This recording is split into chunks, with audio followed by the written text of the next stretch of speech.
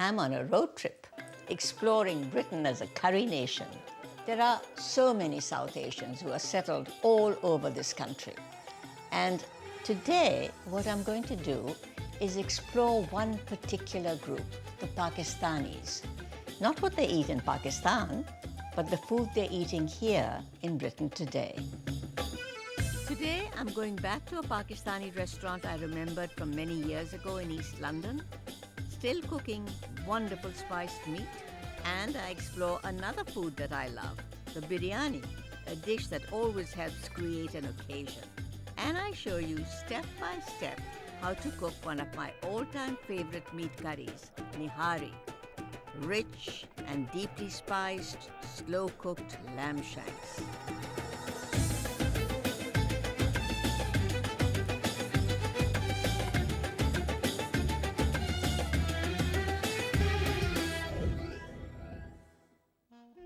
My name is Madhur Jaffrey. I grew up in Delhi in India.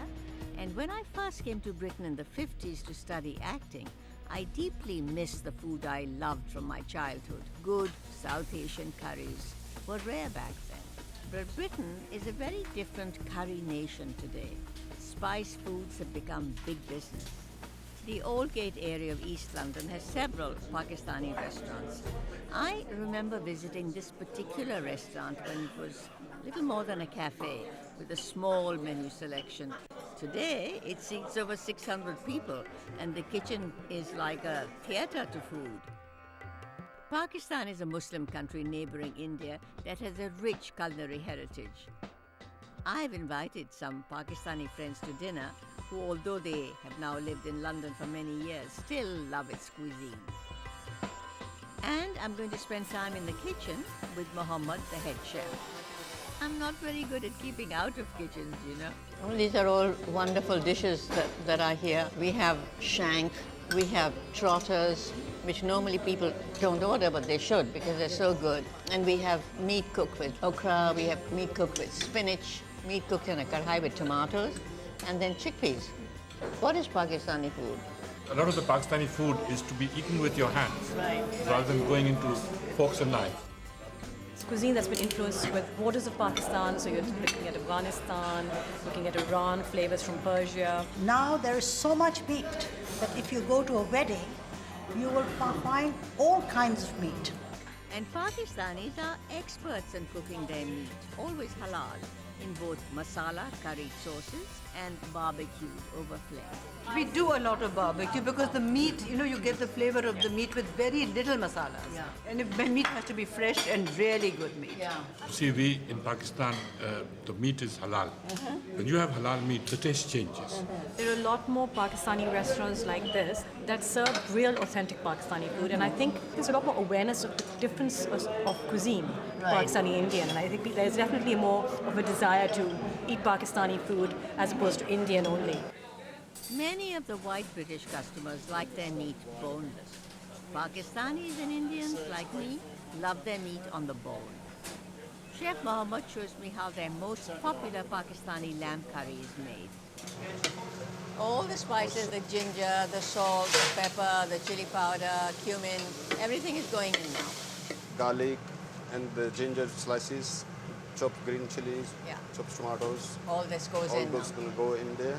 The nicest meat is nearest the bone. It's delicious, and there's the marrow from the bone and all the good connective tissues that are wonderful to eat. But nobody wants to eat it in the West. I'm going to put about 2 liter water in and cover it up for 20 minutes, and it's going to be ready. By the time it's served, the meat is falling off the bone. I clearly remember being served delicious quail when I was last here, and I wish I'd written down that recipe. I'm delighted that Chef Mohammed is still making it. These days he uses pre-packed masala mix for the quail and adjusts it with more spices. And if you wanted to, you could leave it in the marinade for a while. So you'll skewer this and roast it in the oven. The oven is a tandoor. A tandoor can get really, really hot, so these quail will be done in 6 minutes. Dinner will be ready in 6 minutes. So if you're trying to make this at home, you have to turn your oven to the highest it will go and then hope for the best. The wonderful thing about a real tandoor is the quick heat. It gets lovely charred outside, all the juices stay inside, and it's really then very delicious to eat and very delicate and juicy.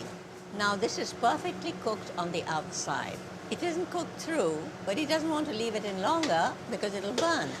So just before serving, he's going to stick this in the microwave oven for 1 minute. Then it'll be done inside. That's a trick worth knowing. There is one dish I had expected my friends to order. What about biryanis? Nobody seemed to have ordered a biryani. Tell me why. I love biryani, but biryani I like to eat by itself. I don't want to mix it with anything else.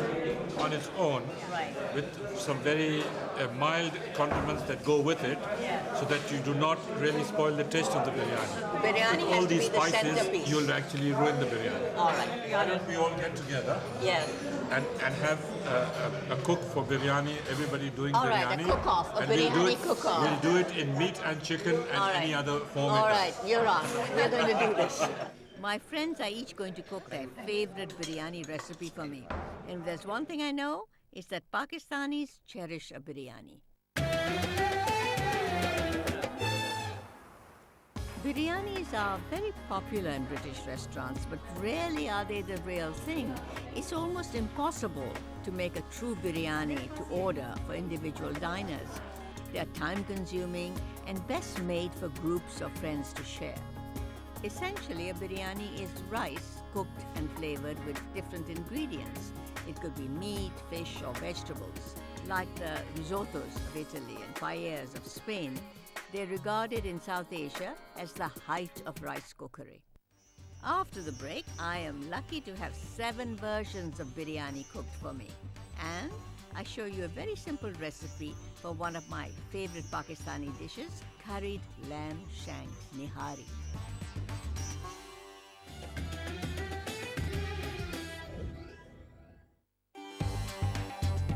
I'm exploring Pakistani cooking in Britain today with the help of some friends. Now, they're each cooking me their favorite version of the grandest dish you can serve in a Pakistani household, a biryani. Although they each have different methods, there are techniques in common that you should learn if you want to cook a biryani the proper way. Zada is starting by preparing her rice. So we have the cumin seeds, cinnamon sticks, coriander seeds. You're flavoring the water I'm flavouring with the water. spices, so it becomes a stock unto itself. It's going to be exceedingly aromatic. She's making a chicken biryani. I'm going to use raw chicken. Raw chicken. Okay, so this is not a biryani made with already cooked meat. The longer you marinate, the tastier the chicken. The yogurt is a tenderizer, among other things. Yes. Bashan's different recipe will cook the chicken before the rice. But getting the right flavoring in the water is still key. Now, what are you making? I'm doing the yakhni pulao. The yakhni pulao, which is my favorite. She has a whole onion in there. Yes. With skin. With skin. And a A whole whole garlic. little head of garlic and a piece of, 2-inch piece of ginger. They're in there boiling away. Any spices? This is fennel, coriander, black peppercorns, cloves. Oh, this is wonderful. In India, you would make a little bag and drop it in, but she's got a little metal container, and she's using that. Then I'll put in the chicken. Okay. Bashan's recipe is technically a pulao rather than a biryani. And Rubina is also making a mutton pulao with peas. Difference between a pulao and biryani. A pulao is, everything is cooked together. That's right. There's no layering. There's no layering. Whereas in a biryani, you cook the rice separately, then you layer it with the meat. So I shall add the spices. Cook this for a few moments, and we're ready to add our vegetables. Like all the others, Rubina has pre-soaked her rice. It is essential if you want your rice grains to be separate at the end of the dish. Yeah, it's boiling, so we can add our rice now. The drained This rice is rice that has been soaked for half an hour. for half an hour in Yeah. warm water. Now, the important part here is it's going to be cooked quite fast. And once the water evaporates, then we're going to seal it. You're making a prawn biryani, Yes. which is unusual. Unusual. People do make fish biryanis, but prawn I find is easier. It's quicker. and the flavors are more subtle. Sunya is also using the biryani technique. She too is preparing a curry to then layer with her part-cooked rice. Creating a curry sauce is the same technique that Salim is using for his lamb biryani. First the garam masalas went in, the whole spices, then the ginger garlic paste, then the meat, and now the onion. Now the onion. And now I'm going to add the yogurt now. It's going to cook in that yogurt till it dries up. Salim will part-cook the lamb before layering it with part-cooked rice. Now this is the art of making a biryani, judging the ingredients so that when served, nothing is either undercooked or overcooked. I'll leave the ratio. rice to soak Yeah. till these are half done. Once it is half done, I shall then start cooking the rice and basically stop it cooking at a point where it's about half to 3/4 done. Okay. Then I shall layer this. The Trick is to time so the meat cooks and the rice cooks at the same time. at the same time. Yeah, it's very tricky. Ismat is also timing her rice carefully for her vegetable biryani. Now Ismat's rice is almost ready and it's crucial to get it out. So explain to us what it should be. It should be like this. When you press it, you can see the 3 grains inside it. It's al dente. It is uncooked inside, cooked on the outside. Exactly. I'm just going to see whether the rice is ready to, is al Press dente. it. I press it and it snaps into 3 pieces. That means it's ready to be steamed. The timing for the pea pilau, which is all cooked in one pot, needs a slightly different kind of judgment. Little bubbles will come to the top like fish eyes, and then you know the water is mostly gone. And now I've brought it down to its lowest heat. Yes. And I will steam cook this for 10 minutes. This kind of cooking in its own steam method is called dum, and it's used for biryanis and pulaus and even meats. Zada is ready to layer her biryani. This is when you decide your final flavors before sealing the pot. Now I'm going to layer All the chicken is down below. down below, yes, some plums. These are special dried plums that are sour. Then I'm going to put some caramelized onions. This gives it a sweet taste to it, and the plums give it a sour, so it becomes a sweet and sour dish. The final ingredient, which is the saffron, which is going to be placed on top, and then I cover with a damp cloth to help keep the steam in. In India, many centuries ago, this dum method was created by sealing the pot with dough and placing fire embers both on the top and the bottom. The Mughals prepared enormous feasts this way. So your biryani is the prawn biryani. That's right. And you're at the stage. I'm going to parboil the rice, Yeah. then drain it, Yeah. and then layer it with Okay. this. And I will add on top fresh mint and Okay. fried onions so that as it steams, those flavors again will come through the rice. While many of the recipes are traditional ones, Sumayya knows the techniques very well, enough to be creative with her chicken biryani. I'll first cook this down a little bit and then add that. And when that's nice and fragrant, I'll add this together with slightly sealed chicken. Sumayya is doing this very complicated but very aromatic kind of pulao, really, where she's taking 3 sauces and layering the rice with 3 different sauces. And the origin for this dish is really born out of her creative head. And it's got a tomatoey sauce, it's got a green sauce, and it's got a yogurt and browned onion sauce. Let's see what miracle she works out of this.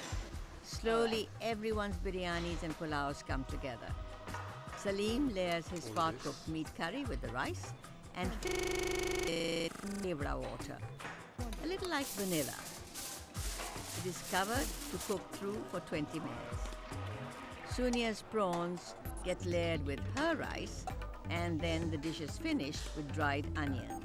Sumayya is using something new to me to finish her creative chicken biryani with. First, take some lemons, Yeah. and I'll stick the lemons in. Wow, I've never seen this now. I put some mint. It actually just adds really beautiful fragrance in the Yeah. end. And then I go with the saffron. And yours was just saffron. And you Just saffron and you milk. must have used quite a bit of saffron. Quite a lot of 2 chef's